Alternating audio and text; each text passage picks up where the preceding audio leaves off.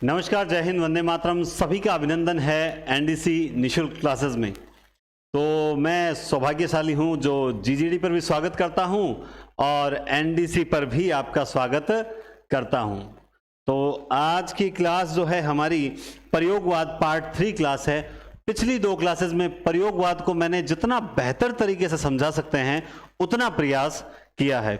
सबसे अच्छी बात ये लगती है कि मैंने कई सीरीज चलाई है, जैसे लक्ष्य सीरीज चलाई एसआई के लिए, एसआई व्याकरण के लिए। उससे पहले भी मैंने प्रसाद पंत सीरीज चलाई थी। पिछली बार जब साहित्य करवाया था तो मैंने वो भी पूरा करवाया था 60 क्लासेस में और व्हाइट बोर्ड पे। तब मैंने प्रसाद पंत सीरीज चलाई थी।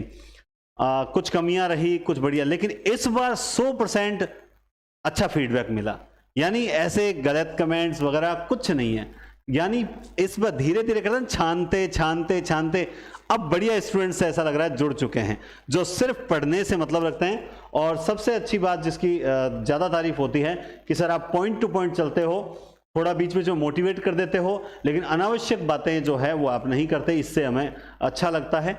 और कई बार कुछ जो हैं वो कहते हैं कि सर आप दूसरों को प्रॉब्लम्स इसलिए बताते हैं ताकि आप लोगों को भी वो प्रॉब्लम्स भविष्य में ना आए, है ना। चलिए, तो हम उसी प्रक्रिया को आगे बढ़ाएंगे। प्रयोगवाद के तार सप्तक के कवि हमने पढ़े थे। तार सप्तक के कवियों में हमने पढ़ा था फर्स्ट जो, यानी जिसे हम प्रथम नहीं बोल सकते, सिर्फ तार सप्तक बोलेंगे, 1943 अनेरामू भापगिरी। उसके बाद हमने दूसरा जो तार सप्तक था 1951, जिसमें अज्ञे ने प्रयोगवाद कहने पर जो है दुख प्रकट किया और बोला कि हमें प्रयोगशील प्रयोग या नई कविता कहा जाए, प्रयोगवाद नाम ना दिया जाए। उसकी ट्रिक थी डॉक्टर एसएसबी है न। तीसरा जो तार सप्तक था जिसमें आपको पता है 3 क वाले थे, पीएम की सवी कुके। और चौथा तो आपको पता है अवधेश के राजकुमार श्री राम, है ना, श्री राम राजेंद्र नंद किशोर के साथ सुमन को लेकर क्या स्वदेश चले गए। ऐसे ही है ट्रिक, भूलना मत आप लोग। मैं तो भूल जाऊं चल जाएगा ना, भूलते कोई नहीं, भूलना चाहिए। चलिए, तो उसके बाद हमने प्रयोगवाद की विशेषताएं जानी, क्षणवाद को जाना। यह दीप अकेला स्नेह भरा मदमाता, अकेला स्नेह भरा है गर्व भरा मदमाता, पर इसको भी पंक्ति को दे दो। अज्ञे कहा करते थे कि व्यक्ति समाज में स्वतंत्र है, समाज से स्वतंत्र नहीं है। एक कार की विभक्ति बहुत बड़ा अंतर कर देती है। आप और मैं, हम सब समाज में स्वतंत्र हैं, लेकिन हम लोग समाज से स्वतंत्र नहीं हैं। कुछ लोग कहते हैं समाज ने हमको क्या दिया, क्या है समाज, समाज से मुझे कोई लेना देना नहीं। ऐसा कई बार सुनते होंगे आपके आसपास, है ना। वो ऐसे कहने वाले मेरी नज़र में वो सही नहीं है। कैसे? देखिए, पशुओं का कोई समाज नहीं होता। व्यक्ति पहले जंगलों में, हम जब आदिवासी से बढ़ के आए हैं तो जंगलों में इधर उधर भटकते रहते थे, कोई समाज नहीं था। फिर कुनबे बने, धीरे धीरे कबीले बने, यूं करते करते हम समाज की ओर हैं। यानी समाज व्यवस्थित और सभ्यता की निशानी मानी जाती है। इसीलिए अज्ञे कहते हैं कि व्यक्ति समाज में स्वतंत्र है, समाज से स्वतंत्र नहीं है। और हम आज पढ़ेंगे सच्चिदानंद हीरानंद वात्स्यायन अज्ञे। अज्ञे का जन्म ज्ञ यानी 1911 में इनका जन्म हुआ था, आप अच्छे से जानते हैं। और ग्राम कसिया, जिला देवरिया, उत्तर प्रदेश, यूपी के हैं अज्ञे। प्रयोग, और जैसा कि आप जानते हैं यूपी तो अभी बहुत ज्यादा जो है ना, मतलब हाईलाइट है, तो उसी यूपी में इनका अज्ञे का जन्म है। इन्हें प्रयोगवाद का प्रवर्तक कहा जाता है। भाई, ये खुद अपने आप को प्रयोगवादी कहना उचित नहीं मानते थे, लेकिन इनको प्रयोगवाद का प्रवर्तक कहा जाता है। इन्हें पुरोधा, बात प्रवर्तक कह दो, पुरोधा यानी प्रस्तुतकर्ता भी कह सकते हैं। प्रयोगवाद को लाने वाले यही थे। नई कविता का भारतेंदु, ये इंपॉर्टेंट है। नई कविता का भारतेंदु किसे कहा जाता है, मतलब जहन में बैठ जाना चाहिए। नई कविता का भारतेंदु हीरानंद वात्स्यायन अज्ञे को कहा जाता है। इसे कठिन, इन्हें कठिन गद्य का प्रेत कहा जाता है। केशवदास, जिनका जन्म 1555 में हुआ, उन्हें कठिन काव्य का प्रेत कहा जाता है। और उन्होंने कठिन काव्य का प्रेत कहा जाता है, बस इतना ही। ये प्रश्न मुझे याद है, ये प्रश्न KVS first grade, KVS PGT जो है, केवीएस पीजीटी के एग्जाम क्लियर करने के बाद जब इंटरव्यू था, तो मैं इंटरव्यू में जब वो जो इंटरव्यू मंडल जो है वो पूरा बैठा था, तब मुझसे पहला प्रश्न यही पूछा गया था कि क्या पूछा गया था, हाँ, कि कठिन काव्य का प्रेत, काव्य का कठिन प्रेत, ऐसा ही है ना, क्या है, हाँ, कठिन पद्य का प्रेत, सॉरी, कठिन पद्य का प्रेत किसे कहा जाता है। और देखिए जैसा कि सबके साथ होता है, मेरे साथ भी हुआ कि 1 2 3 4 5 जने थे, 5 व्यक्ति बैठे हैं और दिग्गज बैठे होते हैं वहां पर। तो मतलब वो कहता है ना कि थोड़ा सा हड़बड़ाहट और घबराहट होती है, तो ये बोला याद नहीं आया, तो उन्होंने जैसे बीएड के अंदर होते हैं उसको याद करवाने के लिए वापस मुझे रिकॉल इसके लिए इसके माध्यम से रिकॉल करवाया कि अच्छा चलो बताओ कठिन गद्य का प्रेत किसे कहते हैं। तो जब कठिन गद्य का प्रेत पूछा तो तुरंत याद आ गया अज्ञे, फिर याद आ गया अच्छा हाँ केशवदास को कहते हैं, है ना। तो ऐसे प्रश्न इंटरव्यू में बहुत ज्यादा पूछे जाते हैं, लेकिन आप लोगों के लिए बेस्ट है कि अगर एग्जाम में एक आध सरल प्रश्न आता है उनमें से आ जाए नई कविता का भारतेंदु या कठिन गद्य का प्रेत किसे कहा जाता है, तो वो कहा जाता है अज्ञेय को कहा जाता है। व्यष्टि चेतना के कवि, इन्हें व्यष्टि चेतना के कवि भी कहा जाता है ना। आप जानते भी हैं व्यक्तिक जो भावना है ना, या व्यक्तिकता जो है वो इनमें सबसे ज्यादा थी, लेकिन इनकी व्यक्तित्व बहुत स्वार्थी पूर्ण थी। छायावादियों की स्वार्थीपूर्ण व्यक्तिनिष्ठ भावना जो थी। प्रकृति प्रेम और मानव मन के अंतर्द्वंद्वों का कवि, प्रकृति से प्रेम करते हैं और मानव मन के अंतर्द्वंद्वों का कवि। तो ये कुछ बातें इनके बारे में आपको याद रखनी पड़ेगी, याद रखोगे तो थोड़ा सा इजी याद हो जाता है, ठीक है ना। चलिए उसके बाद आप देखिए रामचंद्र शुक्ल, ARC मतलब हो गया रामचंद्र शुक्ल। तो रामचंद्र शुक्ल ने इन्हें कठिन काव्य का प्रेत अच्छा ये तो बात वही होगी, केशवदास जन्म 1555, ठीक है। इनकी पत्रिकाएं देखिए, इनकी पत्रिकाएं आप देखना, एक है विशाल भारत। मुझे बताओ बंगाल को जब आप देखते हैं, बंगाल तो कहीं ना कहीं आपको लगता है सब राज्यों में, हालांकि बड़ा नहीं है लेकिन सब राज्यों में ऐसा लगता है कि एक अलग पूर्वी क्षेत्र का सबसे बड़ा जो राज्य है वो बंगाल है और वहां का वो विशाल भारत है। तो इससे आप याद रख सकते हो कि कलकत्ता नाम ही, राजधानियों में नाम ही बड़ा, कलकत्ता। विशाल भारत पत्रिका कलकत्ता से छपती थी, आप जानते हैं। और दिनमान तो दिल्ली के खराब हैं, ठीक है ना, इसको अन्यथा न ले, राजनीति से प्रेरित न माने, बाकी आप हास्य में लो तो सब समझदार हैं।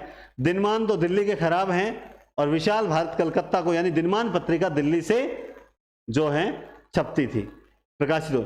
सैनिक एक समय था जब बोलते थे कि तू आगरा से आया है क्या, इस प्रकार से, मतलब कहते थे आगरा में ऐसा है वैसा है ना, तो थोड़ा सा उसे हास्य में। लेकिन याद रखें सैनिक कहाँ का प्रसिद्ध है, तो आगरा का। सैनिक कहाँ का प्रसिद्ध है, आगरा का। विशाल भारत कलकत्ता, दिनमान दिल्ली। हर चीज को सेट करना है अपने को। बिजली व नया प्रतीक नाम से कुछ पत्रिकाएं भी थी, उनका प्रकाशन भी अज्ञेय करते थे। एक अंग्रेजी में वाक है ना, वाक नाम से एक पत्र था अंग्रेजी में, वो भी अज्ञेय द्वारा प्रकाशित होता था। कहते हैं अज्ञेय प्रारंभ में तो छायावादी थे, बाद में क्या बन गए, प्रयोगवादी बन गए। इसीलिए जो छायावादियों में जो व्यक्तिगत भावना थी वो अज्ञेय में अंत तक रही, लेकिन अब थोड़ी सी परिवर्तित हो गई कि वहां स्वार्थ नहीं था, यहां थोड़ा सा स्वार्थ हो गया। केवल हर क्षण खुद के मतलब वर्तमान में जीने की बातें करते थे। भविष्य कैसा हो कोई मतलब नहीं है, भूतकाल कैसा था कोई सीख नहीं लेनी है, बस वर्तमान को हमें जीना है। समझ गए बात आप। चलिए अब इनकी रचना देखते हैं। भग्नदूत, चिंता, इत्यलम, हरी घास पर क्षण भर, ये इनकी प्रौढ़ रचना। बावरा अहेरी और दीप अकेला। पहले इन रचनाओं के बारे में बात करते हैं। सबसे पहले आप देखो भग्नदूत, यानी इन्हें आप ये नहीं कह सकते कि भागा हुआ है, बल्कि भग्नदूत के बारे में मुझे कोई खास बात याद नहीं आ रही। भग्नदूत नहीं, चिंता जो है 1942, चिंता कब की है, 1942 है और ये 2 खंडों में है। इसमें कितने खंड है, चिंता आपके नोट्स में, जो आपने नोट्स प्रिंट आउट निकलवा रखे हैं उसमें खंड नहीं दे रखे हैं। आप लिखें कि चिंता जो है वो 2 खंड में है और 2 खंडों के नाम भी आपको बता देते हैं। एक का नाम है विश्वप्रिया और दूसरे का नाम है एकायन।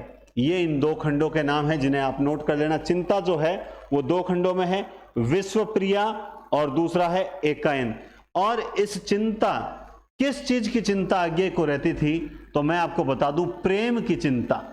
किसकी चिंता, प्रेम। इसका मतलब यह हुआ कि इस काव्य संग्रह का जो विषय है वो एकनिष्ठ प्रेम है। क्या है? प्रेम। प्रेम में आदमी चिंतित रहता ही रहता है। भगवान कृष्ण भी चिंतित रहते थे, है ना, प्रेम में चिंतित रहते ही थे भगवान कृष्ण। वो आपने सुना होगा कि मतलब उनके, भगवान कृष्ण के बारे में है कि उनकी बांसुरी की ध्वनि से हमेशा जो है वो एक ही स्वर निकला। आपको तो, बाकी सबको तो बांसुरी सुनाई देती थी, बांसुरी की ध्वनि सुनाई देती थी, लेकिन कहते हैं भगवान कृष्ण की बांसुरी से एक ही स्वर निकलता था और वो था राधे। इसीलिए कहते हैं कि बंसी सब सुर त्यागे है, बंसी सब सुर त्यागे है, एक ही सुर में बाजे है, हाल न पूछो मोहन का, हाल न पूछो मोहन का, सब कुछ राधे राधे है ना। तो बंसी सारे सुर को त्याग देती है, बंसी सब सुर त्यागे है, एक ही सुर में बाजे है, हाल न पूछो मोहन का, सब कुछ राधे राधे है। यानी भगवान कृष्ण के लिए तो सब कुछ राधे राधे था। तो चिंता अक्सर प्रेम में होती है, और दो खंडों में, विश्वप्रिया और एकायन। आप इसे यूं याद कर सकते हैं कि एकायन नाम का लड़का था और विश्वप्रिया नाम की लड़की थी। इन दो खंडों से मिलकर बन गई चिंता। ये दोनों जब से मिले तब से बन गई चिंता। इधर तो इनको प्रेम की चिंता हो रही थी, और उधर हमारे देश में 1942 का जो आंदोलन चल रहा था, उधर गांधी जी को चिंता हो रही थी। गांधी जी तो देश की चिंता कर रहे थे, इधर हमारे अज्ञे जो है प्रेम में चिंता कर रहे थे। साहब माइंड में इस कदर सेट हो जाएगी कि जिंदगी में अगर वहां एग्जाम में देख लिया ना चिंता, ओ हो अगे आगे 1942 वाले, यूं याद होगा विश्वप्रिया और एकायन, याद रखना। अब बात करते हैं 46। ये जो इत्तेलम है ये 4 खंडों में है। कितने खंडों में है ये 4 खंडों में है। इत्तेलम 1946 4 खंडों में, ठीक है। अब इसमें क्या है, जैसे इसमें पहला खंड है बंदी स्वप्न, यानी एक बंदी को स्वप्न आता है। क्या आता है? एक बंदी को स्वप्न आता है। और स्वप्न क्या आता है कि अरे इस जेल के बाहर तो न जाने कितनी हरियाली होगी। हिय हारिल, क्या आते हैं? हिय हारिल।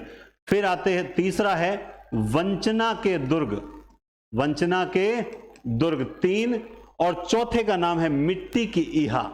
अब ये मैं क्यों बता रहा हूं? ये इसलिए बता रहा हूं क्योंकि net etc, net college lecturer के पेपर में अगर आप बैठोगे, भाई सीधी सी बात है, बेरोजगारी में हम फॉर्म सारे भरेंगे, और उस वक्त मान लो आसपास कोई तैयारी नहीं हो तो हम प्रयास भी करते हैं कि यार चलो कोई बात नहीं, ऐसा होता भी, ऐसे बहुत से एग्जाम्पल हैं। ईश्वर करे आप में से भी किसी का जोश इतना मतलब मजबूत हो, इतना जुनून के साथ तैयारी करे कि ये सोचे कि चलो कोई बात नहीं, रीट में XYZ पेपर जो है सेट नहीं बैठा, सेकंड ग्रेड में सेट नहीं बैठा, चाहे जो भी नकल के कारण भी जो है थोड़ा सा उम्मीद नहीं लग रही, कुछ भी XYZ, लेकिन अपने असिस्टेंट प्रोफेसर की तैयारी करते हैं।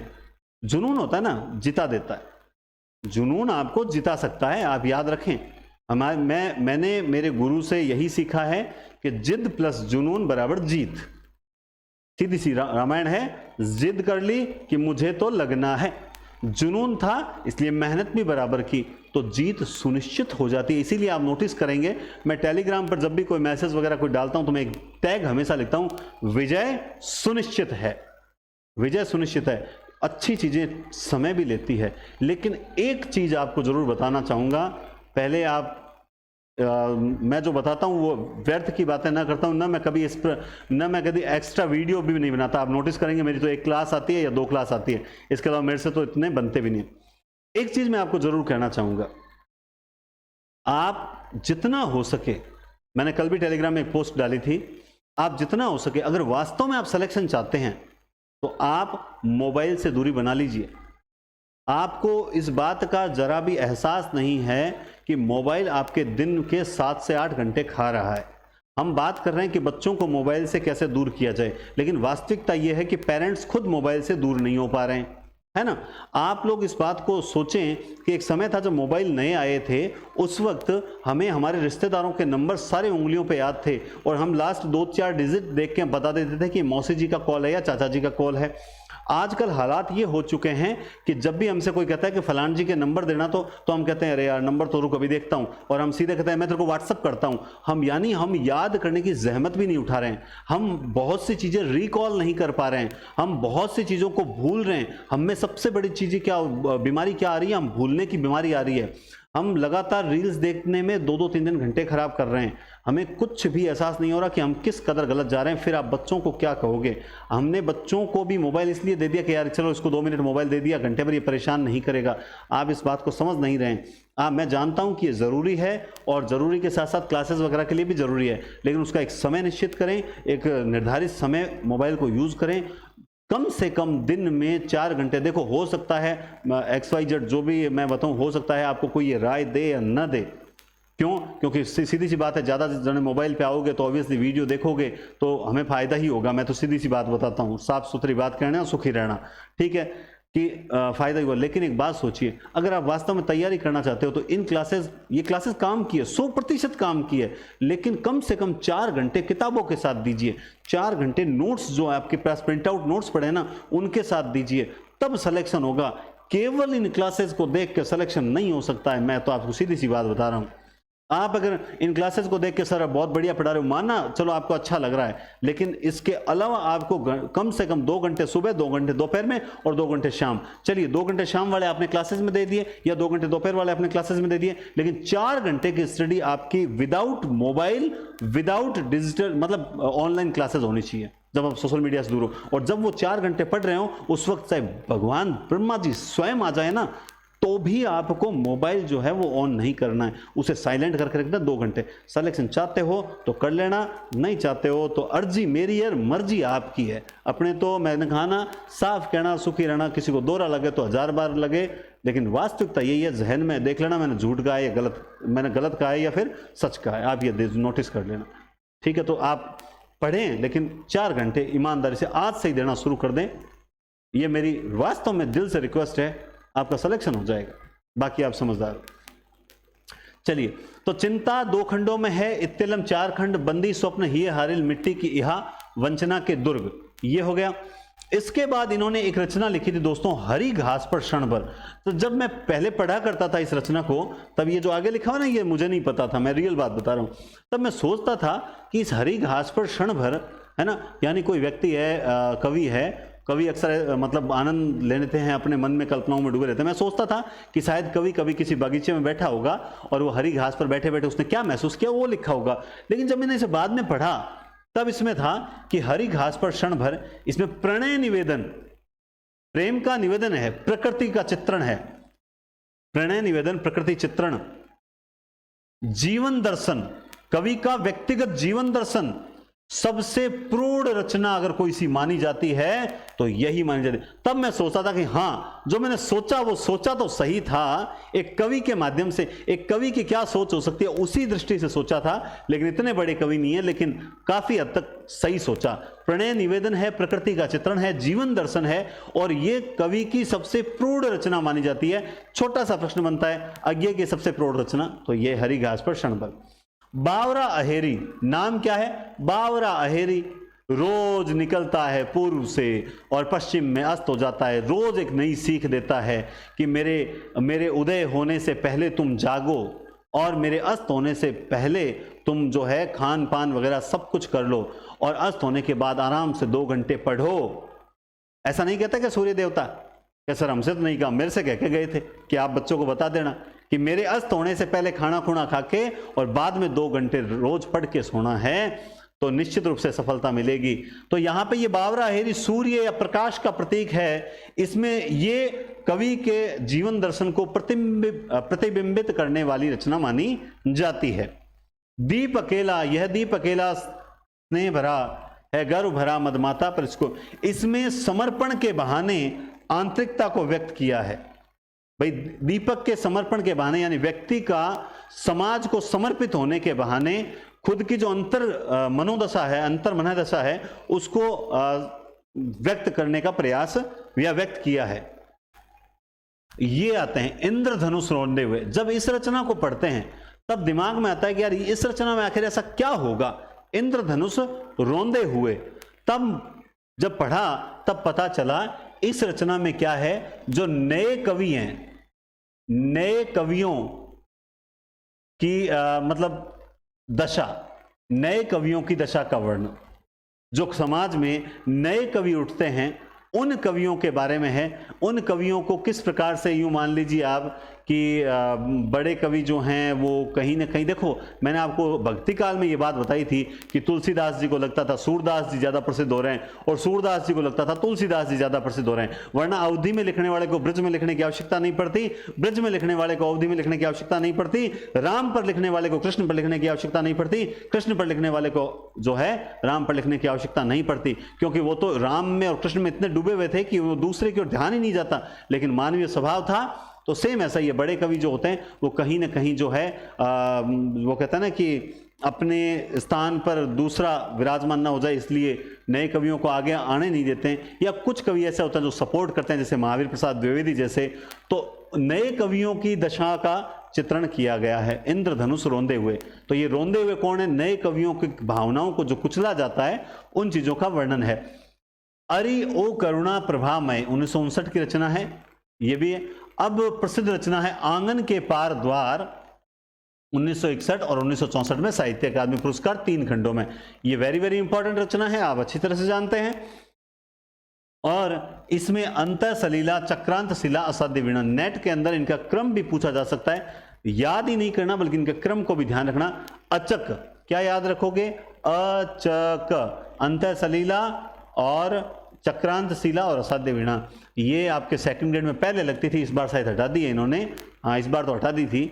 असाध्य वीणा, असाध्य वीणा में किस प्रकार से जो है एक बहुत बड़े वृक्ष की बनी हुई वीणा, उस लकड़ी से बनी हुई वीणा जिसे बड़े बड़े जो है संगीतकार जो बजा नहीं सके, उसमें से ध्वनि नहीं निकाल सकते, और एक साधु के वेश में एक व्यक्ति आता है जो जिसे कहते हैं कि भाई आप इसे बजाओ, और वो व्यक्ति पहले तो ध्यान में डूब जाता है, उस वृक्ष की महिमा का मंडन करता है, और सब सोचते हैं कि ये सो गया होगा, वो सोया नहीं होता।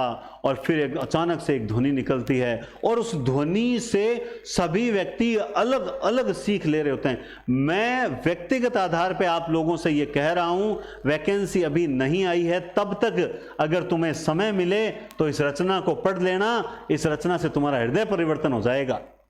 मान के देखो, ये तुम जितने ये मोबाइल की व्हाट्सएप यूनिवर्सिटी में जो है ना ग्रुप्स बने हुए, इनके ज्ञान को जितना ध्यान लगा के पढ़ते हो ना, एक बार हाथ जोड़ के कह रहा हूं इस रचना को पढ़ लेना तुम्हारे, और इसका हिंदी अनुवाद अगर पुरानी गाइडों में पढ़ा है तो वो भी पढ़ लेना। मतलब ऐसा लगता है जैसे आप भी वहां पर खो जाते हो। राजा कुछ सुनता है, रानी कुछ सुनती है, सैनिक कुछ सुनता है, आप भी वहां खो जाओगे। इतना गजब लिखा है अज्ञे ने। मैं कहता हूं वास्तव में ये विद्वान एक साइंस का विद्यार्थी है, आप इस बात को भी नहीं जानते होंगे। 10th क्लास के अंदर एक जो 10th क्लास की अंतराल किताब है, क्या 10th क्लास में कौन सी है? क्षितिज और दूसरी किताब का नाम भूल गया, अंतराल ही है क्या शायद, कृतिका, क्षितिज और कृतिका। तो कृतिका का जो 5वां पार्ट है वो है मैं क्यों लिखता हूं। हिरोशिमा नागासाकी वाले पर लिखा हुआ है, अज्ञे ने लिखा है मैं क्यों लिखता हूं। तब उन्होंने बताया मैं किस प्रकार से एक साइंस का विद्यार्थी रहा हूं। एक साइंस का विद्यार्थी अगर इस प्रकार से इतनी शानदार रचना लिख सकता है, तो तुम लोग तो जो है तीसरी क्लास से हिंदी पढ़ते आ रहे हो और तुम लोगों ने आज तक हिंदी नहीं छोड़ी है, तो तुम लोगों की तो मेरा मानना है कि विद्वता जो है वो काफी ऊपर होगी। इस विद्वता को थोड़ा सा जो है धार दीजिए, पढ़िए इस रचना को। 25-30 रुपए लगेंगे, मार्केट से भी लाते हो तो नेट से डाउनलोड करके प्रिंट आउट निकलवा लो, कुछ भी करो, इसे पढ़ो। साहित्य में रुचि, सर आप कमेंट करते हो, धन्यवाद उसके लिए कि सर आपके कारण साहित्य में रुचि बढ़ रही है। मेरे कारण नहीं बढ़ रही है भैया, इन विद्वानों के कारण बढ़ रही है। पढ़ो इनको, मैं तो आपको बता रहा हूं कौन सी आपको पढ़नी चाहिए। कितनी नावों में कितनी बार 1978 में इस पर ज्ञानपीठ पुरस्कार मिला हुआ है, तो अपने आप में ये रचना भी जो है वो इंपॉर्टेंट हो जाती है। कितनी नावों में कितनी बार 1978 में इस रचना पर इनको क्या मिला हुआ है? ज्ञानपीठ पुरस्कार मिला हुआ है। ठीक है। अब ये जो है ना असाध्य वीणा, इसका मूल भाव क्या मैं आपको बताता हूं। ये क्यों मैं आपको बोल रहा हूं पढ़ने के लिए, वो भी बता। इसका मूल भाव है अहम का विसर्जन। अहम का विसर्जन क्या है? अहम, अहंकार का विसर्जन ही इसका मूल भाव है। और ये एक रचना है taming of the harp, taming of the harp. ये चीनी रचना है। कहते हैं कि अज्ञे का मतलब इस रचना का अज्ञे पर प्रभाव पड़ा, तब उन्होंने ये जो है साध्य वीणा लिखी थी। टैमिंग ऑफ द हार्प के आधार पर लिखी हुई एक ये लंबी कविता है। इसके अलावा आपको ये भी पता होगा, इनकी एक जो सांप कविता है वो नगरीय सभ्यता को लेकर लिखी हुई है। इसको लेकर लिखी हुई है, नगरीय सभ्यता को लेकर। सागर मुद्रा, महावृक्ष के नीचे नदी की बांक छाया पर, क्योंकि मैं उसे जानता हूं, अंतर गुहावासी, ऐसा कोई घर आपने देखा है, पहले सन्नाटा बुनता हूं, पहले सन्नाटा बुनता है। ये कुछ इनकी रचनाएं हैं, बार बार पढ़ो, अपने आप रिवीजन हो जाएगी। याद करने लायक तो ऊपर वाली है, इनको तो साथ साथ में पढ़ते रहना है। कई बार मान लो आ ही जाए प्रश्न, ये चीज है कि महावृक्ष के नीचे नदी की बांक छाया पर, क्योंकि मैं उसे जानता हूं। महावृक्ष के नीचे नदी की बांक छाया पर मैंने उसे देखा, क्योंकि मैं उसे जानता हूं। ऐसा कोई घर आपने देखा है जहां अंतर गुहावासी रहते हैं, पहले सन्नाटा बुनता है, बस पहले सन्नाटा बुनता हूं। इस प्रकार की रचना। अब आपके नोट्स में, जो आपके पास नोट्स पड़े हैं, प्रिंट आउट नोट्स पड़े हैं, उनमें अज्ञे के कुछ उपन्यास वगैरह दे रखे होंगे, वो मैंने यहां से हटा दिए हैं। आप सोचोगे अरे सर आपने पीपीटी में ये चीज तो करवाई ही नहीं, इसमें तो उपन्यास अज्ञे की पूरी गद्य रचनाएं लिखी हुई है। तो मैं आपको बता दूं, वो जब उनके उपन्यास वगैरह आएंगे तब वहां पर हम उनको शामिल कर लेंगे, ठीक है। इसीलिए मैं कहता हूं आप लिख रहे हो, आप लिखो, इट्स ओके, लेकिन आप नोट्स देखकर लिखोगे तो ज्यादा बेस्ट रहेगा। बाकी आप सब समझदार हो। नई समीक्षा दृष्टि, कल मैं आपको एक वीडियो के माध्यम से, कल मैं एक वीडियो तैयार कर रहा हूं, उसमें मैं आपको बता दूं आपकी जो टेस्ट सीरीज की जो डेट्स है वो मैंने फाइनल कर ली है कि टेस्ट सीरीज की जो तारीख है वो क्या होगी, किस किस तारीख को टेस्ट होगा, और कल के वीडियो में आपको वो बताऊंगा। आप उसे जरूर देखना। और कल वीडियो आने के तुरंत बाद जो शेड्यूल होगा वो आपके हिंदी पॉइंट एप्लीकेशन जो टेस्ट सीरीज जिन्होंने सेकंड ग्रेड की या फर्स्ट ग्रेड की या फिर नेट की और या फिर जो है अपने क्या नाम है उसका संपूर्ण कोर्स ले रखा है जिन्होंने, तो उन सब में वो ऐड हो जाएगी और उसके अकॉर्डिंग ही टेस्ट वगैरह होते रहेंगे। और एक वीडियो जो होगा वो वहां पर और एक्स्ट्रा आपको न्यूज वाला मिल जाएगा, तो उसको भी ध्यान से समझते रहना। नई समीक्षा दृष्टि के निर्माण का कार्य अज्ञेय व मुक्ति बोध ने प्रारंभ किया था। एक नई समीक्षा दृष्टि का कोई खास बात नहीं, अज्ञेय के लेखन में बौद्धिकत्व की छाप है। आज शायद 5 तारीख है और बुद्ध पूर्णिमा है ना, आज शायद 5 तारीख है और बुद्ध पूर्णिमा है। हम गौतम बुद्ध को जो है सब जानते भी हैं और पूजते भी हैं। मुझे गौतम बुद्ध का बहुत अच्छा सेंटेंस आज सुबह मिला था, सुबह सुबह उठते ही, तो मुझे ऐसा लगा कि वो सेंटेंस आप लोगों से शेयर करना चाहिए। बहुत अच्छा लिखा हुआ है कि गौतम बुद्ध के अनुसार, गौतम बुद्ध को स्टेटस लगा लेने से गौतम बुद्ध हमारे नहीं हो जाते। गौतम बुद्ध को अपनाना पड़ता है, उन विद्वानों की सीख को सोचना पड़ता है। हम पापी लोग हैं, धीरे धीरे सुधार आएंगे, मगर तुम चलना तो शुरू करो, आएंगे जरूर। गौतम बुद्ध के अनुसार इंसान जैसा सोचता है, ये आप लोगों को समर्पित है ये सेंटेंस। आज बुद्ध पूर्णिमा को मैं गौतम बुद्ध को प्रणाम करते हुए आप लोगों को समर्पित करता हूं ये सेंटेंस। गौतम बुद्ध के अनुसार इंसान जैसा सोचता है, उसकी सोच जैसी होती है, वह वैसा ही बन जाता है। कोई मनुष्य बुरी सोच के साथ बोलता या काम करता है तो उसे कष्ट ही मिलता है। वहीं यदि कोई व्यक्ति शुद्ध विचारों के साथ बोलता या काम करता है तो उसे जीवन में खुशियां मिलती है। शुद्ध विचारों के साथ बोलता या काम करता है तो उसे जीवन में खुशियां प्राप्त होती। आप जैसा सोचोगे वैसा बन जाओगे, ये आपने हजारों बार सेंटेंस सुना होगा, लेकिन ये आया कहां? किसी न किसी विद्वान ने कहा था और हमने वहां सुना था। आप सोच के देखिए, आप अगर सोचोगे मैं इस बार सीट निकाल लूंगा, सर मुझे आपने, भाई गुरु क्या होता है? मार्गदर्शक होता है। गुरु मार्गदर्शन करता है, तुझे इस रास्ते पे चलना है, सफलता मिलेगी, तू बस रुकना मत, इतना ही तो होता है। मैं आपको कह रहा हूं, आप इन छुट्टियों का, ये जो छुट्टियां हो रही है, प्राइवेट जो मजदूरी कर रहे हैं बेचारे, उनकी क्या तो छुट्टियां होनी है। और जो बेरोजगारी से जूझ रहे हैं उनकी क्या तो छुट्टियां होनी है। लेकिन एक बात सोच के देखिए, तकलीफ और दुविधा तो हम वैसे ही सह रहे हैं, तो रोते रहने से तो कुछ मिलेगा नहीं। तुम रो के पढ़ो चाहे हंस के पढ़ो, जब तुम्हें पढ़ना ही है तो क्यों ना हंस के पढ़ते हैं, क्यों ना जिद जुनून के साथ जीत हासिल करते हैं। बात सीधी सी है, रो के पढ़ो या हंस के पढ़ो। पढ़ना है तो फिर रोना बंद कर दीजिए आज से ही। रोने का मतलब यह है कि मतलब अपने पढ़ न पाने के बहाने खोजना बंद कर दीजिए। आज से सोच लीजिए कि चलो जैसा भी हो, 1 घंटा पढ़ा, आधा घंटा पढ़ा, 15 मिनट पढ़ा, मैं पढ़ूंगा डेली, बस दैट्स इट। इतना कर लीजिए, सिलेक्शन हो जाएगा। तुम पढ़ो जैसा सोचो, और तुम सोचो कि मैं सिलेक्शन लेकर आऊंगा लेकर आऊंगा लेकर आऊंगा, तुम्हारा होगा भी। सर हमने रीट में बहुत सोचा था, इस टाइप के कमेंट भले ही मत करना। मैं जानता हूं जब मेरा नहीं होता था सिलेक्शन तो मैं सोचता था कमी कहां रही, इसीलिए मेरा सिलेक्शन हो गया। जो ये सोचता है मैंने तैयारी बहुत की थी, मेरा फिर भी नहीं हुआ, गलत बात। कमी रही इसलिए नहीं हुआ। तैयारी करो, आगे बढ़ो। तो इनके लेखन पर बौद्धिकत्व, अब देखो मैंने बौद्धिकत्व की छाप पर इतना बड़ा लंबा चौड़ा लेक्चर दे दिया। अब थोड़ा हास्य में लेता हूं आपको, ज्यादा टेंशन भी नहीं होनी चाहिए।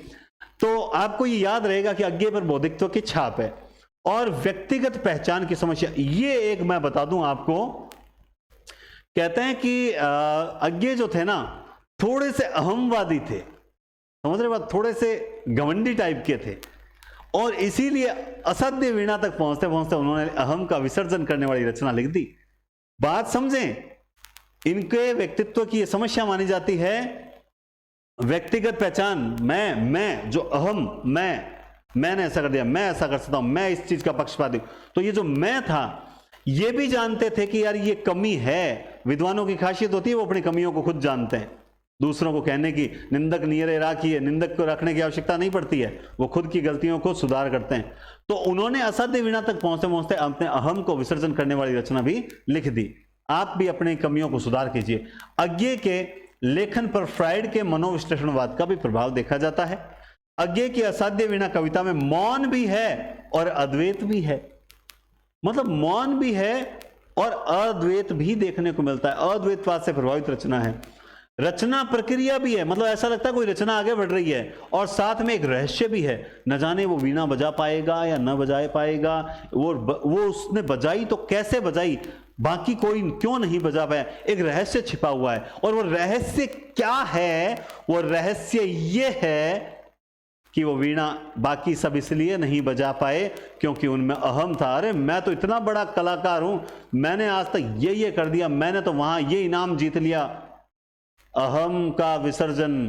तुम्हें जैसे आप में से आप मेरी बातों का कभी बुरा मत मानना, मैं पहले से सेंटेंस अंडरलाइन कर लेना, मेरी बात का कभी बुरा मत मानना, है ना। मैं आपको हमेशा अपने साथ लेके चलता हूं।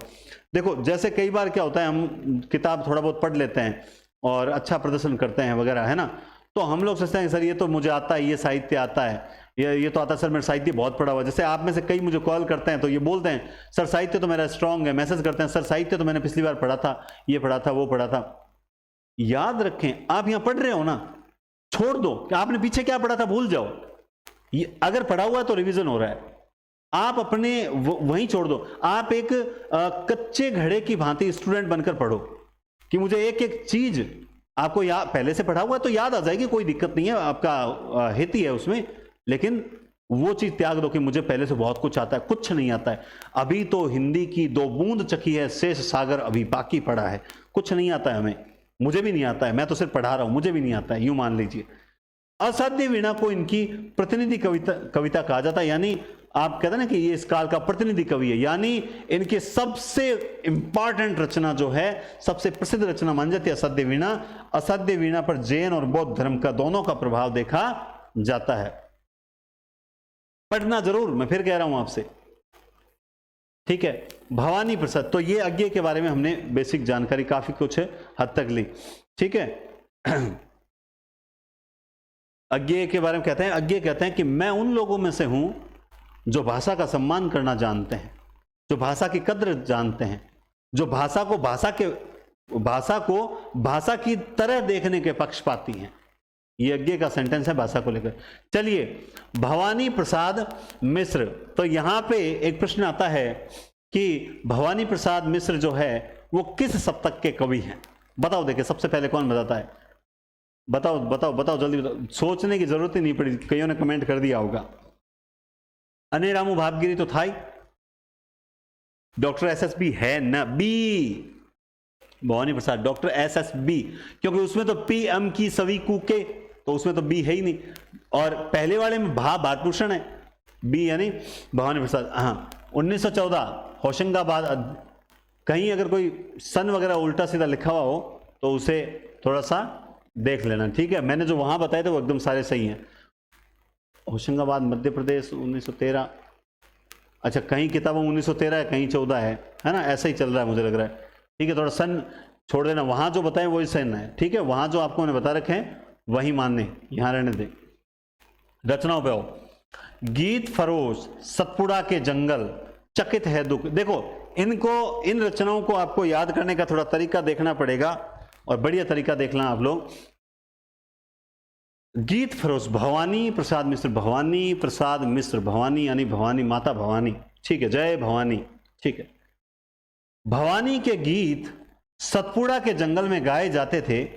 भवानी के गीतों को सतपुड़ा के जंगल में गाते हुए देखकर चकित है दुख, क्योंकि उसने जाना था टूटने का सुख।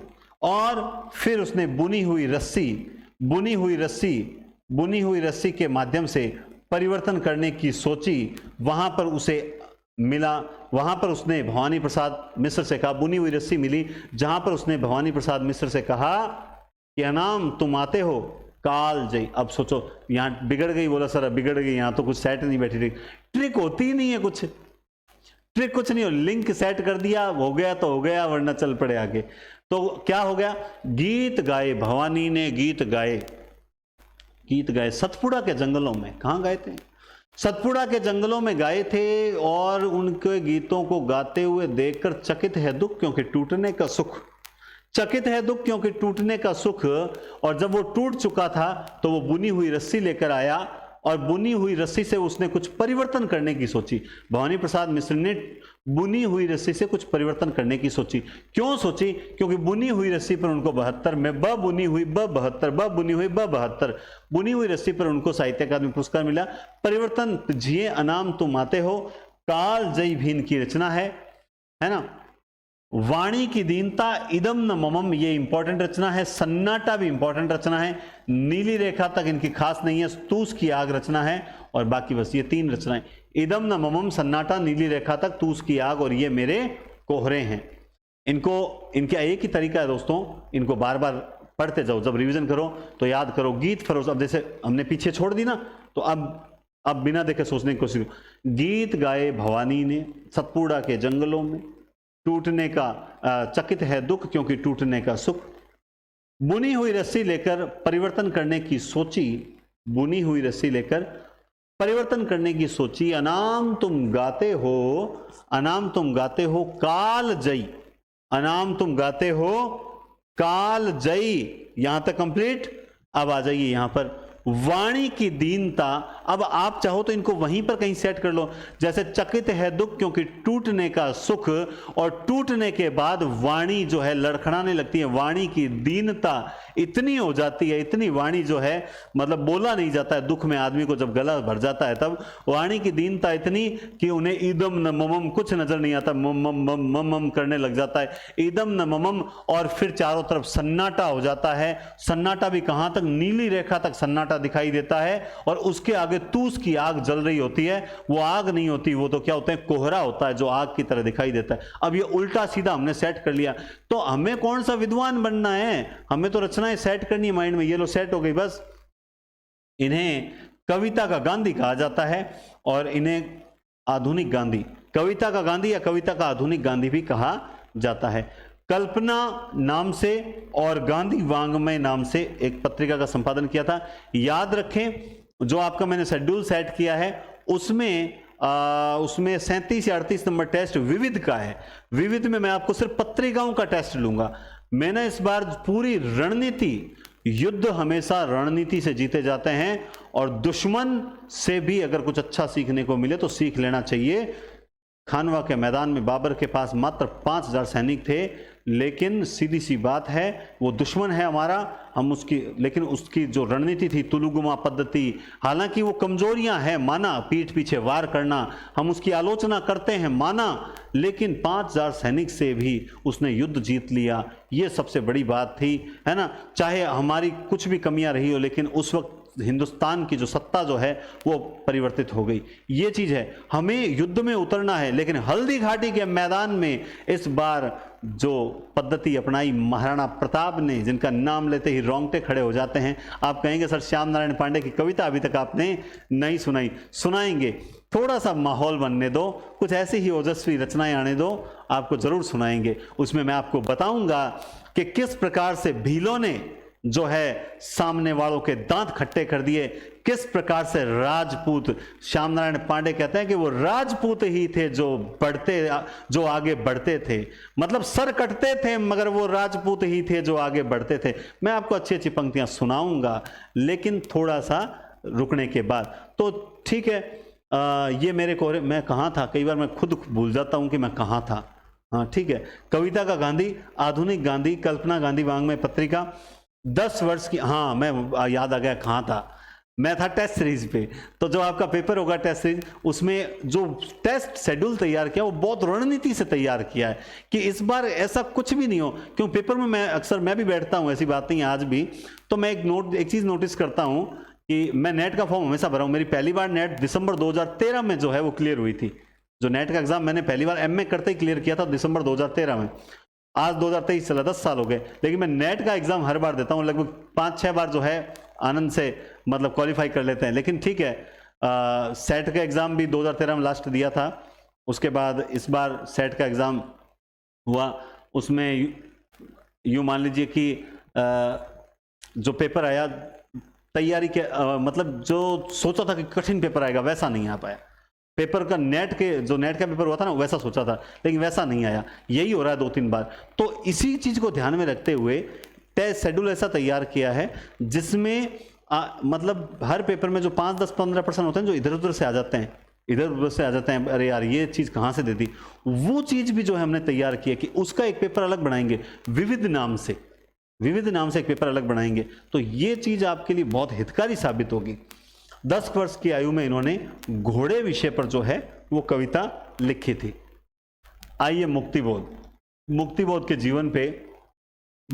जीवन पे खतरा है, इसीलिए इनका जन्म 1917 है।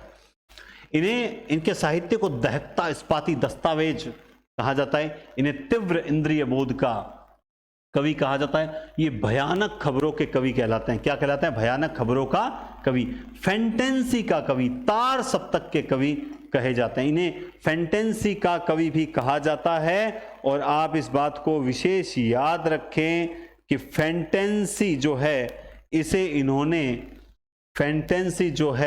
इन्होंने क्या कहा है, मुक्तिबोध ने फैंटेंसी को कहते हैं, ये कहते हैं कि अनुभव की कन्या।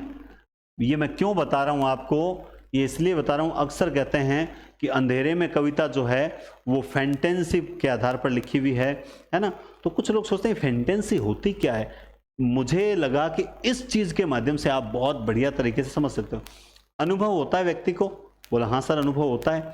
तो अनुभव की कन्या यानी अनुभव की बेटी, और बेटी हमेशा सुपीरियर होती है भाई। जो कहते हैं कि भाई जिस पिता के गुण बच्चों में आए हैं वो बच्चे भी जो है प्रतिभाशाली होंगे। तो आप इस चीज को मानते हो या नहीं मानते हो? मैं बताता हूं, आपको मानना पड़ेगा। एक छोटा सा उदाहरण बता देता हूं। कवि गंग, जो मैंने कई बार बताया भी है, कवि गंग जब अकबर के दरबार में जाते हैं तो कवि गंग से अकबर जो है मस्करी करने के लिए पूछते हैं कि हे कवि गंग, आप ये बताओ कि गौरें जो है वो मुख यूं करके क्यों हंसी थी। गौर यानी पार्वती, माता पार्वती, और जो है वो यूं करके एक माता गौरी क्यों हंसी थी, अर्थात जो स्त्रियां शर्मा कर हंसती है क्यों हंसी थी। अब कवि गंग चिंतित घर पे आए, घर पे आकर बैठे और पिताजी को चिंतित देखा उनकी सुपुत्री ने, और उसने कहा पिताजी आप चिंतित क्यों हो। तो उन्होंने दरबार में होने वाले वाक्य को बताया कि दरबार में तो इस प्रकार का वाक्य हो गया। बस फिर क्या था, उन्होंने कहा बस इतनी सी बात है, तो इसका ये लीजिए उत्तर, कल जाके दरबार में दे देना। तो उन्होंने क्या उत्तर दिया, बोला भस्मी लगावत शंकर के अहिलोचन बीच पड़ी झड़के, भस्मी लगावत शंकर के अहिलोचन बीच पड़ी झड़के, ताही फुकार शशि के लागी अमृत बूंद पड़ी टपके, वनराज उठे गरजाए रहे तब नंदी सुर भाग गए डर के, कवि गंग कहे सुन साह अकबर तब गवरा हंसी मुख यूं करके। तो ये बहुत बढ़िया पंक्तियां लगी। भस्मी, भगवान शंकर भस्मी लगा रहे हैं अपने शरीर पर, भस्मी लगावत शंकर के अहि लोचन बीच पड़ी झड़के, और जब भस्मी लगा रहे थे उनके गले में सांप था, अहि यानी सर्प, सर्प की आंखों में उस भस्म का एक कण जो है वो गिरता है। अब जब अपने आंख में भी कुछ कचरा वगैरह गिरता है तो आंखें बंद होती है कि नहीं होती है, और अपन ऐसे ऐसे करने लगते, तो भस्मी लगावत शंकर के अहि लोचन बीच पड़ी झड़के।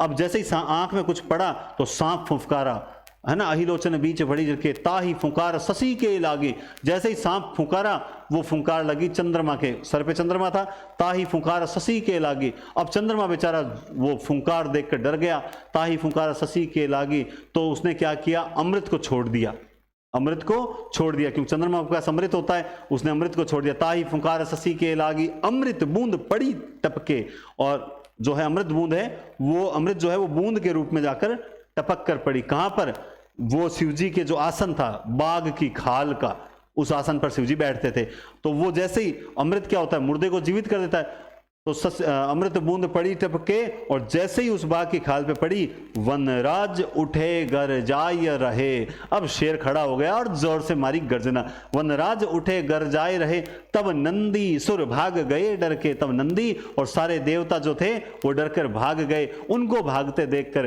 तब गौरा हंसी, तब माता गौरी हंसी, मुख यूं करके गए तेरी की, ऐ शिवजी रा गण है जो डर भाग गया। तो ये आनंद है। तो हमेशा जो यूं मान लीजिए फैंटेंसी का कवि अनुभव की कन्या, मुक्तिबोध कहते हैं कि फैंटेंसी तो अनुभव की कन्या है ना, तो यानी जो चीज, यानी ये फैंटेंसी अनुभव से संबंधित है, और ऐसा अनुभव जिसके माध्यम से हम रहस्य को खोज कर लाएं वो है फैंटेंसी।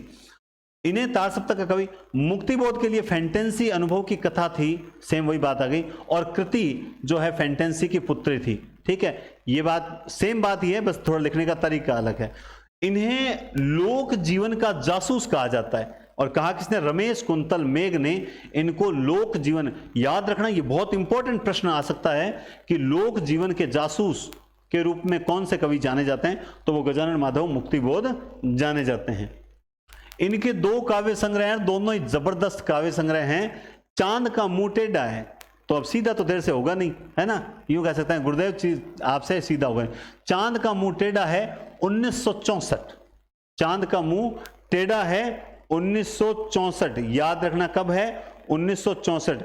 ये इनका एक प्रतीकात्मक, एक इनकी प्रतीकात्मक कविताओं का संग्रह है। चांद का मुंह टेढ़ा है 1964, चांद 64, 28 कविताएं इसमें शामिल है। कितनी कविताएं, 28 कविताएं इसमें शामिल हैं, ये भी आपको याद रखना है।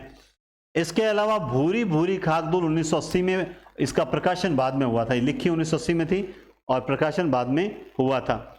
इनकी अंधेरे में जो है ये एक दीर्घ कविता लिखा हुआ ही है, तो ये क्या मानी जाती है, दीर्घ कविता मानी जाती है। और याद रखना, मैंने अभी आपको बताया है, ये फैंटेंसी पर लिखी हुई है। किस पर लिखी हुई है, मतलब इस पर फैंटेंसी में लिखी हुई रचना है ना।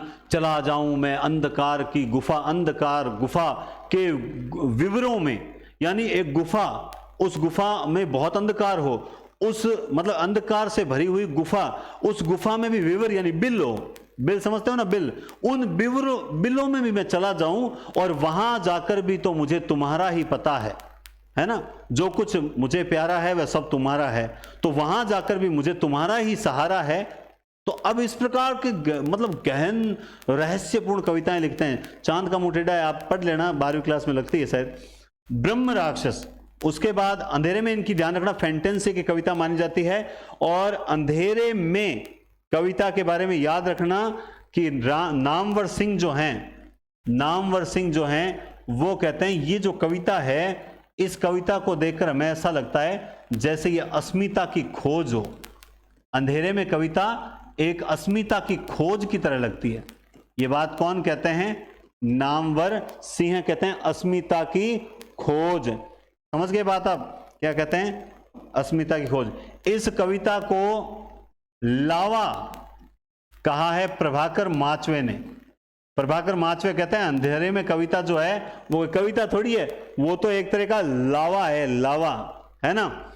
इसी तरह से जो अंतः स्थल का विप्लव, अंतः स्थल का विप्लव, ये कहा है निर्मला ने, ये कहा है निर्मला जैन ने। अंतः स्थल का विप्लव कहा है निर्मला जैन ने। सबने अलग अलग बातें बोली है, आपको तो याद रखनी है तो बेस्ट है। और आत्मसंशोधन का अनुसंधान, आत्मसंशोधन का एक और बता देता हूं, इंद्रनाथ मदान है शायद। आत्म संशोधन का अनुसंधान, ये कहा है इंद्रनाथ मदान ने, इंद्रनाथ मदान ने। ये सारी बातें अंधेरे में कविता के लिए कही गई है, इस बात को विशेष याद रखना है ना। अब इसके बाद मैं आपको बताता हूं, क्या बताता हूं, ब्रह्म राक्षस। ये जो है ना दोस्तों, अब आपको याद नहीं होती है ना ब्रह्म राक्षस की, ये कि आज के बाद याद रहेगी। इसका क्या है, ब्रह्म राक्षस, यानी इसमें एक ऐसे ब्राह्मण की कथा है, एक ऐसे ब्राह्मण की कथा है, ये इनकी बहुत लंबी कविता मानी जाती है ब्रह्म राक्षस, जिसमें एक ब्राह्मण है जिसकी कुछ इच्छाएं जो हैं, ब्राह्मण की जो कुछ इच्छाएं हैं वो अधूरी रह गई है और अतृप्त आकांक्षाओं के साथ वो मर चुका है और अब वो एक ब्रह्म राक्षस का रूप ले लेता है। तो वो किसका रूप ले लेता है, वो ब्रह्म राक्षस का रूप ले लेता है। और इसके बाद इनकी कविता जो है वो है पूंजीवाद समाज के प्रति। क्या है, पूंजीवाद समाज के प्रति, और एक है भूल गलती। ठीक है, मुझे चाहिए मेरा असंग बबुल, लकड़ी का रावण, ए इंसानों लकड़ी का रावण, मुझे चाहिए पूंजीवाद समाज को ब्रह्म राक्षस के अंधेरे से छुटकारा दिलाने के लिए उल्टी ट्रिक बना ली। ए इंसानों लकड़ी का रावण, मुझे चाहिए पूंजीवाद समाज के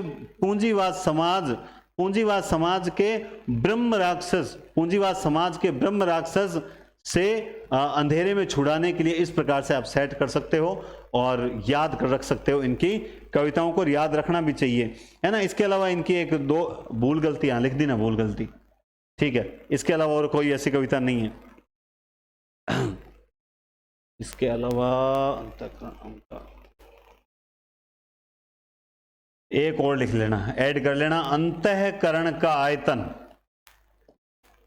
अंतःकरण का आयतन जो है ये भी इनकी बहुत अच्छी कविता मानी जाती है, ठीक है ना। अंतःकरण का आयतन और एक मतलब अकर्मण्यता वगैरह, सिर फिरे के गीत, ये तो पूछे तो नहीं जाते भैया, फिर भी बता देता हूं, सिर फिरे के गीत, ये भी इन्हीं की, अंतःकरण का आयतन, सिर फिरे के गीत।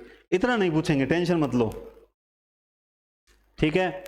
इनकी गद्य रचनाएं हैं भारत इतिहास और संस्कृति, मध्य प्रदेश सरकार द्वारा 1962 में जब्त की गई थी, ठीक है। और नया खून नामक साप्ताहिक पत्र जो था, याद रखना ये साप्ताहिक है और इसका प्रकाशन नागपुर से होता था, याद रखना। ये आलोचनाएं कोई विशेष याद करने की जरूरत नहीं है, नेट वगैरह का अगर पेपर दे रहे हो तो जरूर याद रखना। उर्वशी एक मनोविज्ञान, नए साहित्य का सौंदर्य शास्त्र, ये तो इंपॉर्टेंट है ही। शमशेर मेरी दृष्टि में, कला का तीसरा बाण, कलाकार की व्यक्तिगत ईमानदारी, एक साहित्यिक की डायरी, ये इनकी कुछ कविताएं हैं, है ना। और तो इसमें क्या याद करोगे, मुझे नहीं लगता और कुछ याद करना। ये क्या है, शमशेर एक दृष्टि, हाँ इसको बताता हूं।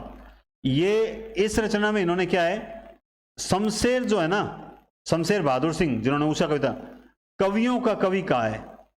आप याद करोगे, शमशेर को कवियों का कवि कहा है किसने, मुक्तिबोध ने। और इसी रचना में कहा था, शमशेर मेरी दृष्टि में जब लिखा शमशेर बहादुर सिंह पर, तो मुक्तिबोध ने इनको कवियों का कवि कहा था। और इसी रचना, नहीं सॉरी गड़बड़ हो जाती है अभी, गड़बड़ हो जाती। कवियों का कवि तो कहा था अज्ञे ने कहा था भाई, गड़बड़ हो जाती, लेकिन आज तक हुई नहीं है, मैं सुधार देता हूं अक्सर, ये है, हाँ अज्ञे ने कहा था।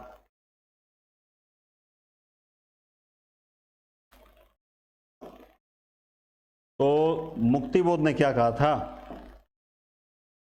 प्रणय जीवन का रसवादी कवि, ये कहा था मुक्तिबोध ने। क्या कहा था? प्रणय जीवन का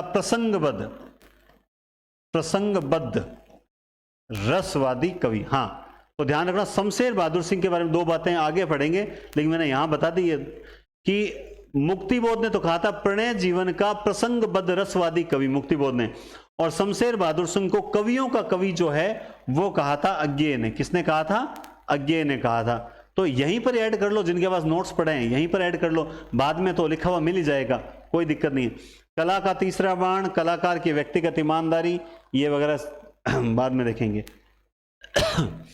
इनके दो उपन्यास हैं, काठ का सपना और विपात्र।